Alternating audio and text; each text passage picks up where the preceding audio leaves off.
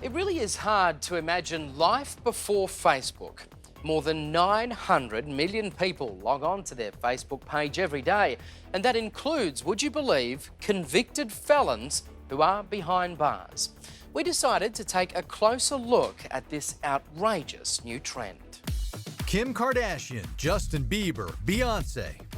They're huge on social media, and so is Escobar Juice.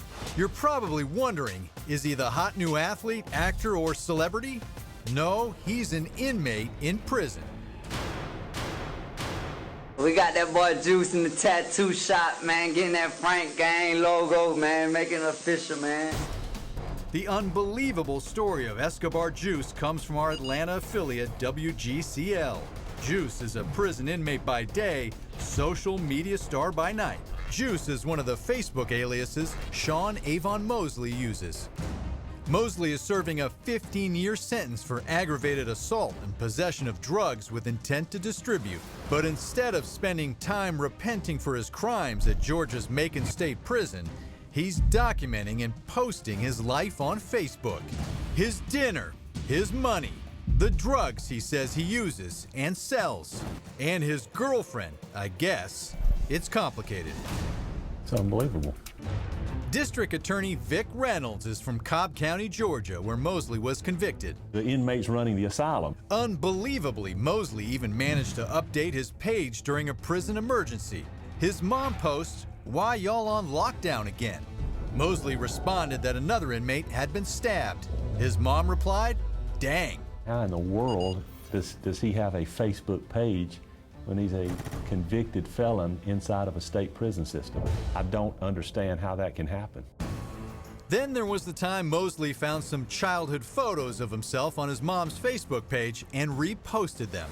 He wrote, "I was a cute little baby." His mother replied, "The only time you was good."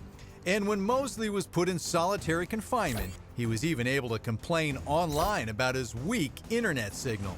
It's mind-boggling. I mean, I would think that the people who run that state prison system would want to be aware of this and would do something about it. Georgia prison official Ricky Myrick says he's getting no help from Facebook in shutting down the computer cons. Facebook is not extremely cooperative with us on pulling down the pages. Basically, the way they look at their violations of their conduct policy, being an inmate does not fit the bill. We reached out to Facebook for a comment, but received no response. But this isn't just a bunch of convicted criminals talking about dinner and dollars. Some posts can be downright deadly. It allows them to intimidate witnesses, threaten and harass their victims that they currently were dealing with. It allows them to coordinate their efforts to defeat our security measures. But the question remains, how are these prisoners getting on the internet when there aren't even any computers in the prison library? Easy answer, they're getting online on their cell phones. That's right, on their cell phones. Contraband, huge issue within the prison system. And the big problem is cell phones. Georgia Commissioner of Corrections Homer Bryson knows what they're up against. Cell phones are more valuable than gold in prison. The going rate for a cell phone in prison is $500 to $1,000. It's a very lucrative thing to have as an inmate because you can continue to conduct your criminal activities that you were doing when you were outside. Now you can do that from the inside. How are these cell phones coming in? You won't believe the lengths some have gone to. On 4 different occasions, drones were intercepted carrying cell phones. Others may have gotten through. And then there's the time somebody stuffed a dead cat.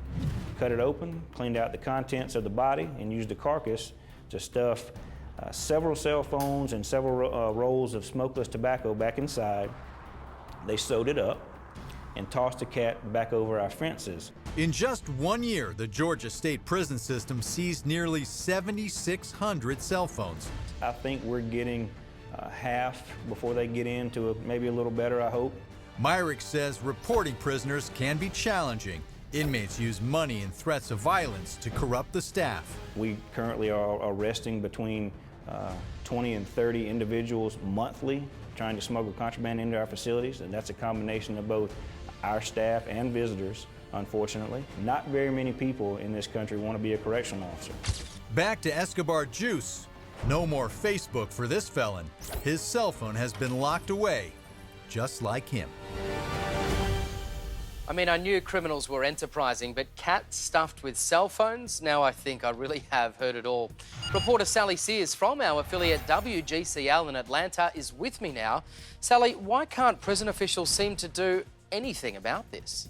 One of the things they remind us is that this is a dangerous, low-paying job to be a corrections officer, and therefore it's easy to corrupt their employees. Why couldn't the prison just shut down the Wi-Fi, for example, and make it more difficult for prisoners to actually get a signal? That's an obvious solution to this problem. In fact, it's so obvious, that was one of our first questions, and the answer is complicated. It's technology, and according to the Georgia Department of Corrections, it's the Federal Communications Commission, the FCC, that is keeping them from just throwing some kind of electronic net over their entire prison facility. They are so frustrated with this that they've asked to meet with Federal Communications Commission officials. In the future, we think there's going to be some high-level meetings between Georgia Corrections folks and the Federal Communications Commission commissioners looking into it. Sally Sears from our affiliate in Atlanta, WGCL, thank you so much.